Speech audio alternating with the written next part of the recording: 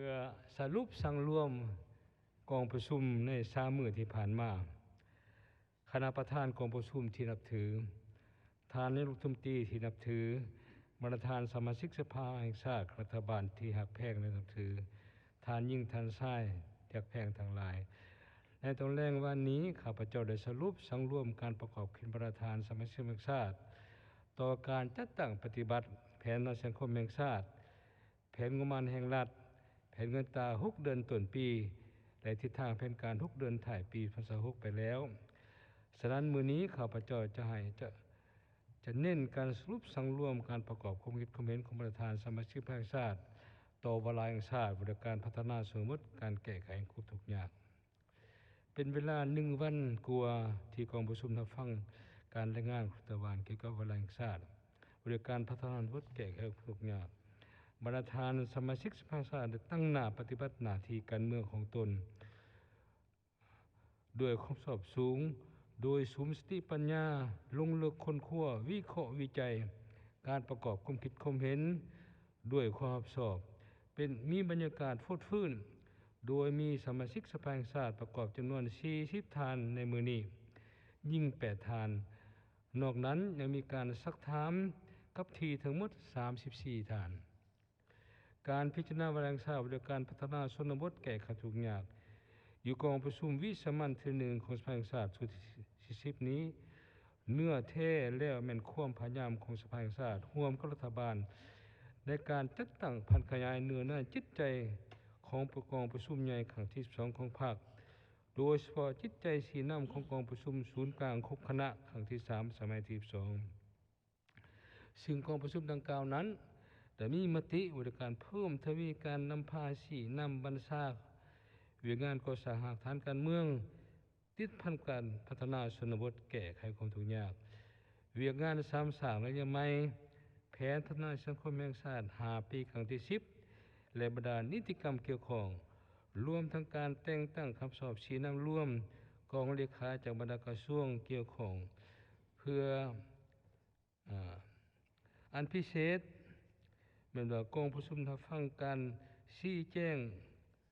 อย่างกงไปกงมาของฐานนายกรัฐมนตรีเกี่ยวกับการปฏิวัติแผนสังคม6 เดือนต้นปีแผนการทิศทาง6 เดือนต้นปี2026และวาระแห่งชาติบริการพัฒนาชนบทแก้ไขความทุกข์ยาก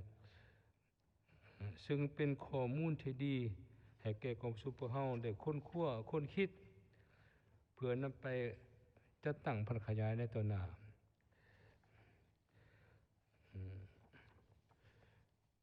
กองประชุมเพ้นดีพื้นฐานโดยพื้นฐานต่อห่างบาลังศาสตร์ฉบับนี้เวลาจะตั้งปฏิบัติ2027-2030อันนี้เห็นดีเมื่อแล้วการกำหนดหาทัศนะหาหลักการ8ขาดหมายหาทิศทางหาเวียกจุดสุ่มใหญ่วิธีการปฏิบัติละเอียดตัวจริงก็ได้เห็นดีแล้ว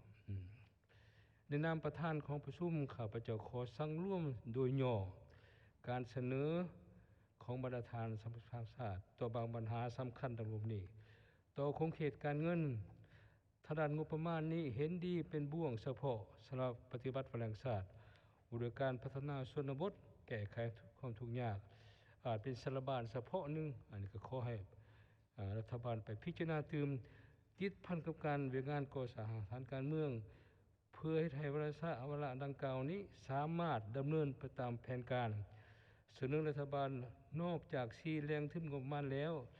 ค้นคว้าเรื่องทึนอื่นๆตื่มแจนบวกเงินเกินแผนของแต่ละแขวงพร้อมทั้งปลุกระดมการมีส่วนร่วมของประชาชนของสังคมของผู้ประกอบการจัดสรรงบประมาณเขาในการลงทุนอย่างมีจุดสูง 2. การลงทุนเสนอรัฐบาลมีนโยบายดึงดูดการลงทุนในของเขตกสิกรรมอุตสาหกรรมปรุงแต่งโดยเฉพาะอยู่เขตชนบทห่างไกลศอกลีดพร้อมทั้งเอาใจใส่ติดตามกวดกาดำเนินงานแผนดำเนินงานโครงการที่มีประสิทธิผลเพื่อเผยแผ่โฆษณาให้กว้างขวางให้สังคมรับรู้อย่างเป็นอย่างดี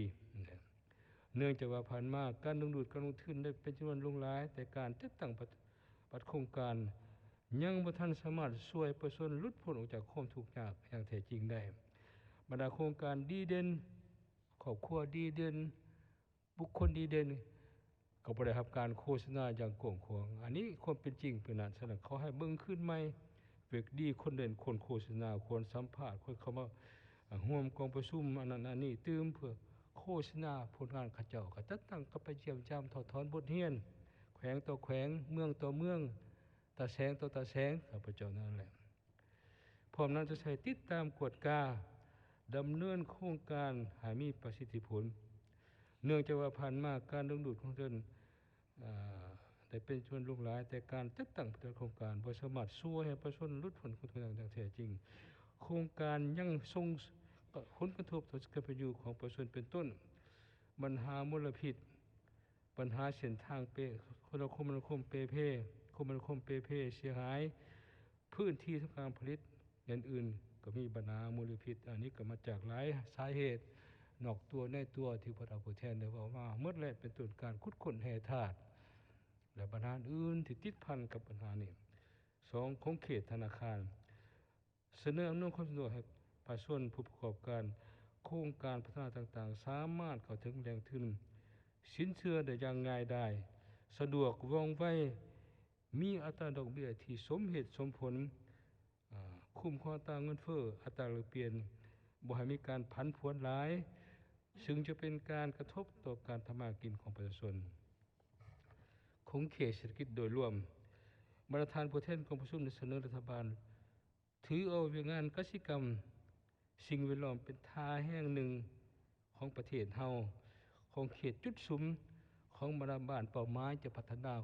ความทุกข์ยากนั้นเป็นมูลนิธิอันดับหนึ่งเป็นต้นการจัดสรรการผลิตการวิจัยที่ดินการกำหนดประเภทสินค้าที่ส่งเสริมยกสูงการเสริมกสิกรรมของประชาชนในชนบทด้วยการส่งเสริมเทคนิควิชาการเฉพาะด้านส่งเสริมวิชาการเพื่อสร้างความรู้ทักษะให้เขาเจ้าได้รู้เฮ็ดรู้เลี้ยงรู้ปลูกรู้เลี้ยงมีวิชาเฉพาะให้ชาวเกษตรกรนี้ก็เป็นนักวิชาการที่เก่งผ่านมานี่ชาวเกษตรกรนี่บางเทื่อเก่งกว่าวิชาการ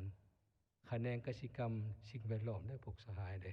เขาหูหลายอันกว่าก็มีเพราะเขาเจ้าเลยเฮ็ดตัวจริงกระทบตัวจริงท่านก็ขอให้ไปเก็บกรรมเบิ่งติดตามกวดกาเบิ่งไผดีไผเก่งมีบทเรียนก็มาถ่ายทอดให้กันเนี่ยวิชาการกับทีในการปลูกการเลี้ยงติดพันกับตลาด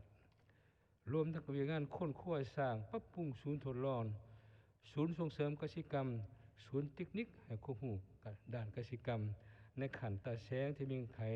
เพื่อให้เวียกงานดังกล่าวนี้รับการพัฒนาทั่วถึงเป็นหูปธรรมขั้นคงเขตกสิกรรมบ่ไปในกสิค่าจะยกระดับการชีวิตการเป็นอยู่ของประชาชนยกรายได้แก่ชาวเกษตรกรก็ยังค่าได้เพราะว่า 70% ประเทศเฮาเป็นชาวเกษตรกรทั้งหมดสิเฮาแค่เขาไปทางป่าเฮ็ดให้อีกบ่หรือว่าสิเขาบุกลุกป่าไม้ตัดเอาไม้ไปขายได้เงินบักกะหลายอีกบ่นี่ข้าเจ้าว่าควรยุติเลยการทำมากินแบบนี้บ่ควรเฮ็ดแหละพวกสหายอยากให้องค์การปกครองสภาพประชาชนขันแขวงเข้มงวดขึ้นตื่มอีกก็คือคะแนนกสิกรรมในสิ่งแวดล้อมบุคคลในมีสภาพนี้เมื่อก่อนสหายประธานสภาประชาชนนครหลวงเวียงจันทน์บอกว่าป่าไม้บุกแห้งไว้อย่างกันบุกลุกป่าสงวนของประชาชนจักมาแต่บนใดเขตใดทางจนหมดได้ผู้เข้าค่อยซะสิมีบ่ได้เบิ่งอันนี้นับทางมันยังบอกผู้ช่างบอกตื่มอีกก็บ่มีเบิ่งบ่ได้เนี่ยในขันตาแสงถึงไขและอันที่สองหีบห้อน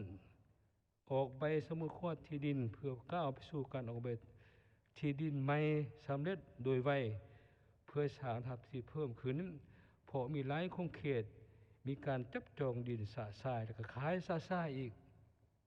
ผิดกฎหมายอีกเป็นการท่วงดึงการพัฒนาของประชาชนในชนบทก็พอเฮาได้หันเป็นทันสมัยแล้วปัญหาเนี่ยโดนสมควรได้แต่เฮ็ดมันไฟตื่มพร้อมนั้นก็ต้องมีนโยบายสุขยู่ส่งเสริมให้ผู้ประกอบการเข้าไปพัฒนา การผลิตกสิกรรมในเขตห่างไกลโศกลีกและมีการสร้างโรงเรียนปรุงแต่งเพื่อเก็บซื้อผลผลิตของประชาชนเข้าโรงงาน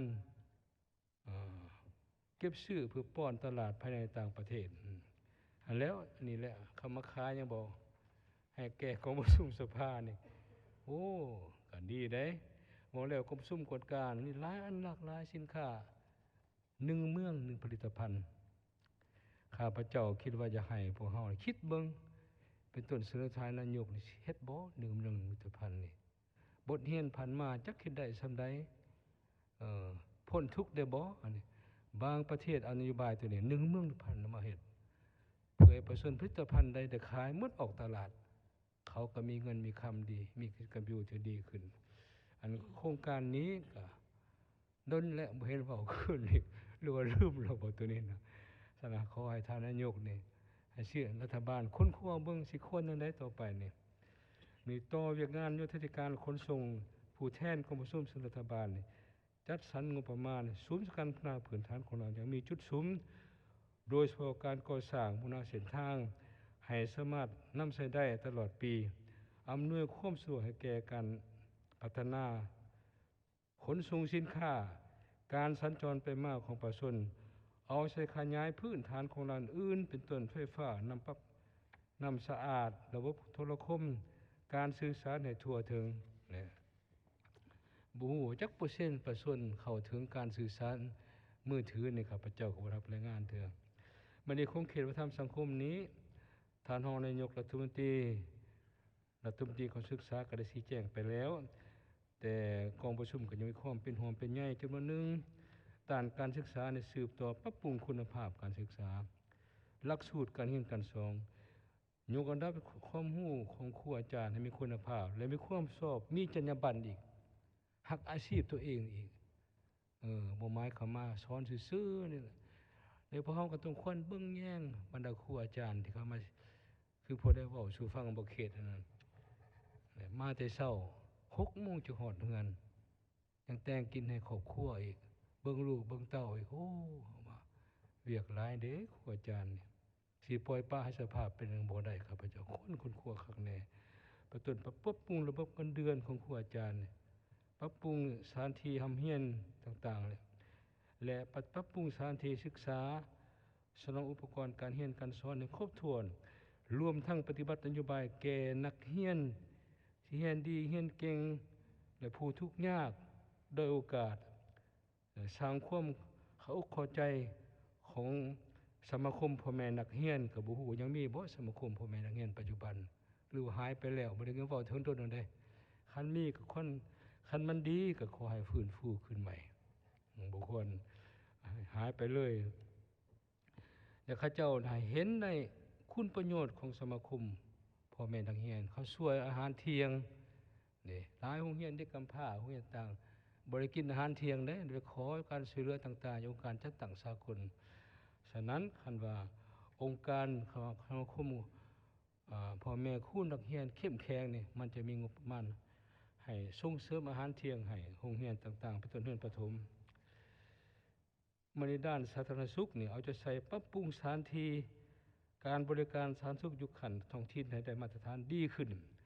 รับประกันให้ได้ประชาชนเข้าถึงน้ำใสน้ำสะอาดสู่ชนปฏิบัติ2ขาดหมายของคณะการที่มีความเสี่ยงจะบ่บรรลุคืออัตราการเกิดลูกมีแพทย์สวยอัตราการใช้วัคซีนกันพยาธิอันนี้เขาทำเบียกจุดซุ่มหนึ่งของแขนงสาธารณสุขก็ขอให้คณะนี้ได้ชี้นำลงลึกกันแล้วสภาพคงเขตแห่งงานการสังคมนี้รัฐบาลก็สูญใช้รัฐบาลสูญใช้การแก้ไขปัญหาขาดแคลนแรงงานอยู่ภายในต่างประเทศแต่การแหล่งไหลของยิงหนุ่มสาวหนุ่มเล่าเนี่ยไปต่างประเทศหรือเข้ามาตัวเมืองเนี่ยเอาใส่ฝึกอบรมพัฒนาฝีมืองานให้ทางด้านได้ทางด้านปริมาณหรือคุณภาพเพราะว่าขั้นบ่ได้ปริมาณคุณภาพไปต่างประเทศถึกดูถูกหมดแล้วค่อยเรียกต่ำๆนี่คือบรรดาประเทศใกล้เคียงเขานี่ไปสิได้มีให้ฝีมือยังบ่ให้เรียกต่ำๆให้เงินเดือนก็บ่หลายพวกสายอีต้นเฮาน่ะก็พากันไปอยากได้เงินมาช่วยพ่อช่วยแม่จักสิจังได๋นั่นนี่อั อันนี้ความจำเป็นของกระเจ้าเป็นอันนั้น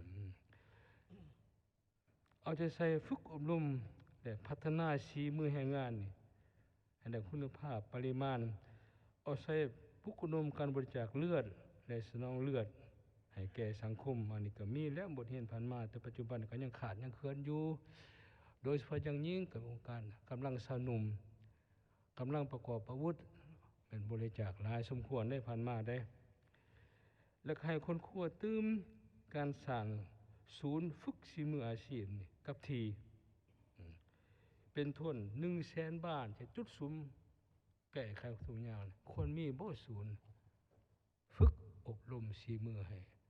ยิ่งหนุ่มสาวหนุ่มให้เขาฮักอาชีพเขาเจ้ามักอยู่กับบ้านอยู่กับเพื่อนเขาเจ้าให้มีหลักสูตรการแอบเวียกต่างๆที่ติดพันกับการผลิตต่างๆและติดพันการศึกษาอบรมสาวหนุ่มนี่ให้อยู่กับบ้านหักบ้านเกิดเมืองนอนหักตาแสงตนเองบ้านแม่เฮาเด้สิว่าแน่นี้ไปต่างประเทศก็บ่ซื้ออยู่บ้านเฮากินข้าวเหนียวจำปาแดกก็ยังแซ่บกว่าเด้เพลงก็บอกเบิดแหละเอาตัวนี้มาเว้าให้เขาเจ้าฟังโดยปลุกระดมการเมืองแนวคิดเข้าร่วมอย่างแข็งแรงในต้นต่อเพื่อปลุกระดมจิตใจชาติจิตใจพึงตนเองอสจบ่แต่ไว้เด็กไว้หนุ่มเป็นต้นบ้านเป็นต้นนี่ขันบ้านขันตะแสงขึ้นมา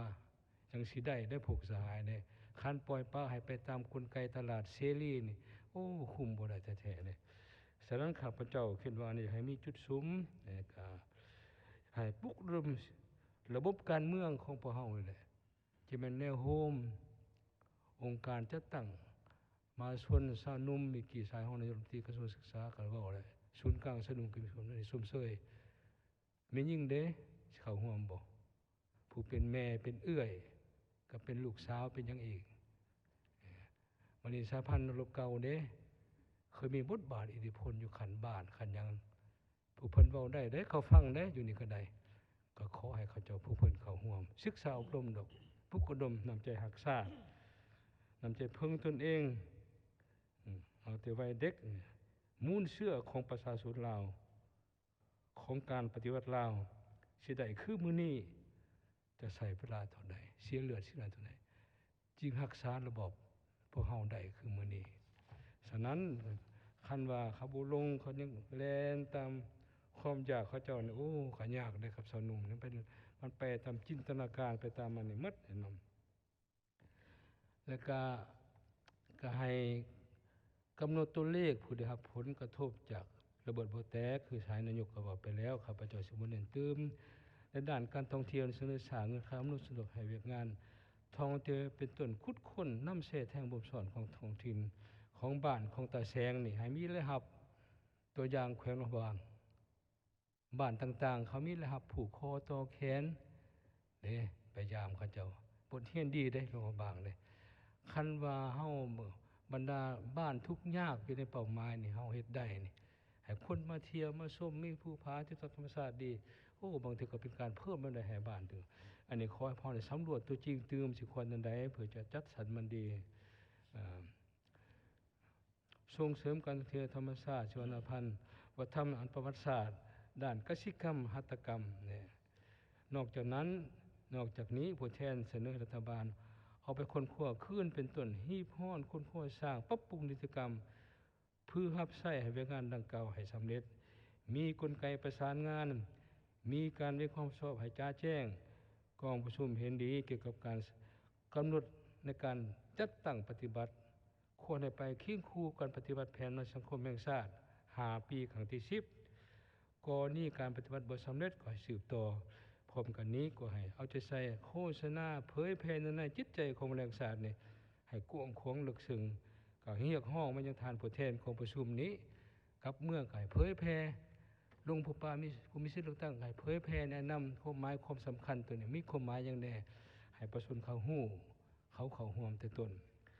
บรรณาธิการถึงหักแพงแนะนำประธานกองประชุม ข้าพเจ้าขอแสดงความขอบใจเป็นอย่างสูงและก็ตัวท่านนายกรัฐมนตรีได้มานั่งฟังตลอดใน2-3 มื้อผ่านมาด้วยความรับผิดชอบด้วยความเป็นห่วงเป็นใยต่อเวียกงานของรัฐบาลและก็อยากฟังความคิดความเห็นของบรรดาท่านสมาชิกสภาแห่งชาติ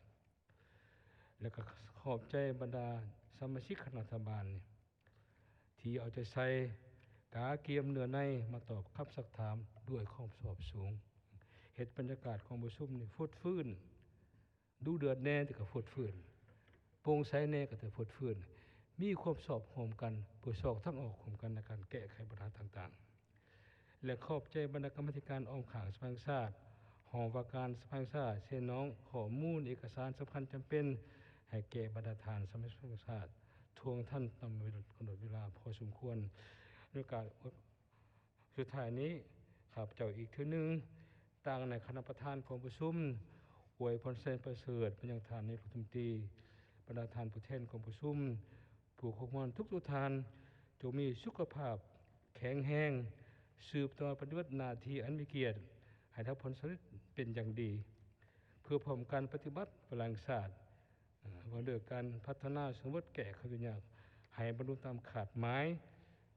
ที่กองประชุมเธอนี้ได้พร้อมห้องเอาได้เอาแล้วขอขอบใจหลายๆ